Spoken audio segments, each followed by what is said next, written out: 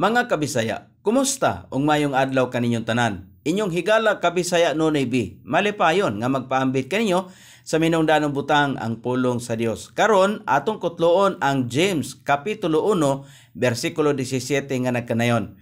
Ang matag maayo nga gasa ug ang matag hingpit nga gasa gikan sa itaas ug nagakanaog gikan sa amahan sa mga kahayag. Ug sa kangkinsa walay pagkamausab-usabon ni landong sa pagkabalhin. Gihubad sa mga kasulatan ang kinaiyahan sa Dios. Ang kabubuton o kinaiya nga dili mabalhin or mausap-usabon. Ang Dios adunay mga hiya sa personalidad og mahimong mulihok, magunahuna, nagmugna og mohimog mga desisyon.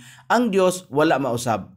Busa ang mga Kristohanon makasalig sa iyang gugma og gahom tungod kay ang Dios wala mausab sukad sa mga panahon sa Biblia.